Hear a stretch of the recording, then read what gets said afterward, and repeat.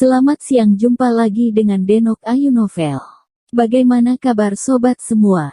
Sebelum kita mulai cerita ini, ayo kita subscribe, like, komen, share dan nyalakan loncengnya untuk mendapatkan notifikasi terbaru ketika Mimin mengupload video barunya. Cantik terlihat jelek, bab 46 tidak boleh dengan Yuta. Muka Sherin masih terlihat merah setelah dia kembali ke kamar Simon. Mama, kamu berada di ruang baca papaku begitu lama. Apakah kalian melakukan hal-hal yang aneh? Simon langsung meloncat dari tempat tidurnya dan bertanya kepada Sherin ketika dia melihat Sherin memasuki kamarnya. Sherin merasa gugup, anak kecil ini sedang memikirkan apa. Mama hanya pergi meminta maaf. Simon mengangkat alisnya dengan wajah yang meragukan. Kualitas penghalang suara pintu ruang baca terlalu bagus, dia tidak bisa mendengar apa-apa. Sherin mengambil tas yang berada di atas tempat tidur Simon dan berkata, "Ayo, Mama akan menemani kamu makan di bawah. Setelah makan, Mama akan pulang ke kantor dan bekerja. Bolehkah Mama tidak pergi dan menemaniku? Kamu mau menghidupi Mama?" "Boleh."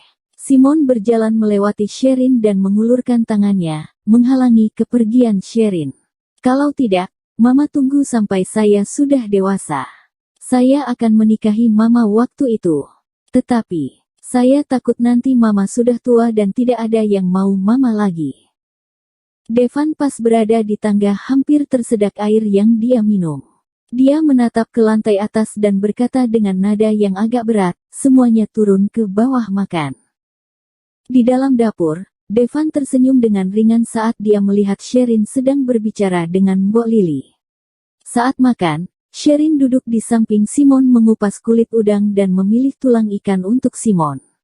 Devan merasa bahagia melihat dua orang di depannya. Dia berkata dengan suara hangat, "Biarkan pembantu yang melakukannya.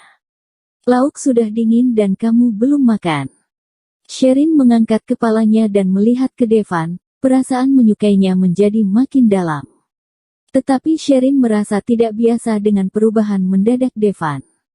Mendengar kata-kata Devan, Mbok Lily membawa lauk sayur dan tersenyum ketika dia melihat muka Sherin yang memerah.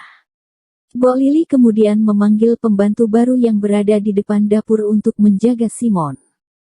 "Tidak apa-apa, aku jarang memiliki kesempatan untuk menjaga Simon. Biarkan aku saja." Sherin menghentikan pembantu baru itu.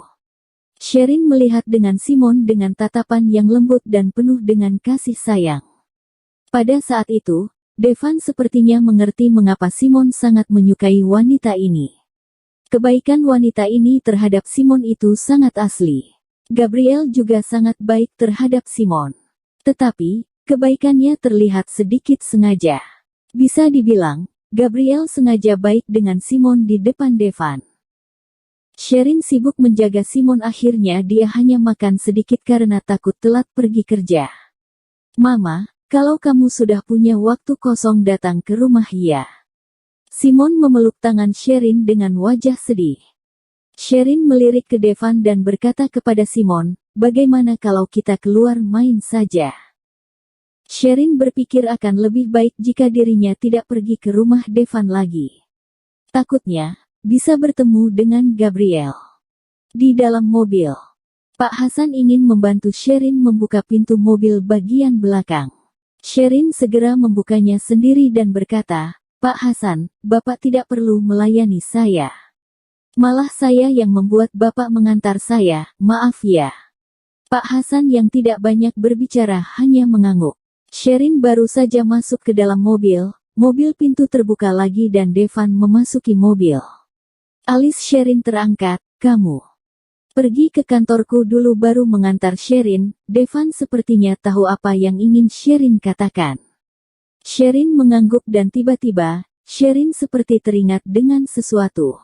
Dia mengambil sebuah kotak obat dari tasnya dan berkata, "Pak Hasan, saya ada membeli obat batu ginjal untuk Bapak.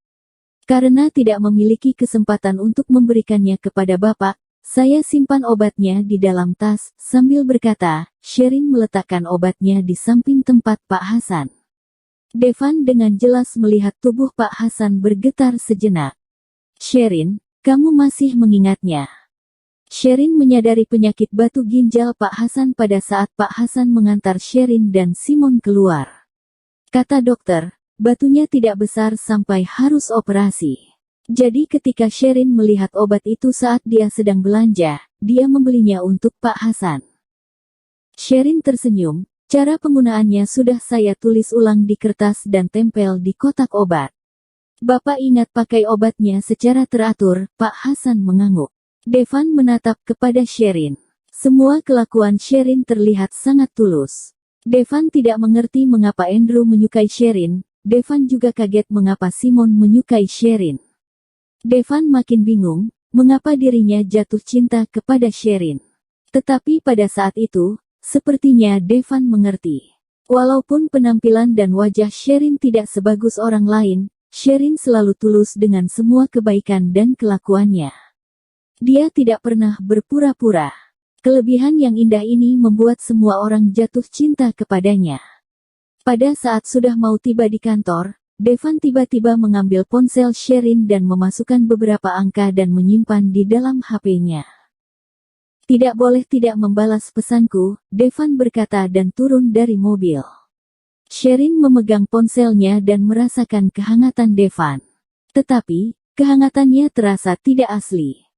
Sherin, Tuan Devan orangnya baik, Pak Hasan tiba-tiba berbicara. Sherin hanya mengeluarkan batuk ringan dan sebuah senyuman. Dia memang kaya, tampan dan baru ini, Sherin menyadari bahwa Devan juga baik. Tetapi, Devan tetap adalah tunangan wanita lain. Tidak boleh berjumpa dengan Yuta lagi, ponsel Sherin berdering. Sherin membaca pesan teks dari Devan. Dia menyimpan ponselnya dan tidak membalas pesan Devan. Tetapi, hatinya merasa gugup. Sherin, kamu sudah datang. Cepat ceritakan, kamu menggunakan cara apa untuk memuaskan Yuta? Dia bahkan memberikan kamu bunga. Sherin baru masuk ke ruang menata rias, gadis bontet sudah mendekatinya. Sherin melihat ke tempat duduknya. Benar-benar ada bunga kamelia putih di mejanya. Sherin merasa kaget. Kamelia putih adalah bunga yang paling sering dijumpai di kampungnya. Sherin sendiri juga menyukai kamelia putih. Tetapi, mengapa Yuta bisa memberikannya bunga kamelia putih? Bersambung. Terima kasih kepada kalian yang telah menonton video ini. Jangan lupa tekan tombol subscribe-nya dan nyalakan notifikasinya untuk mendapatkan video-video seru lainnya dari Denok Ayu Novel.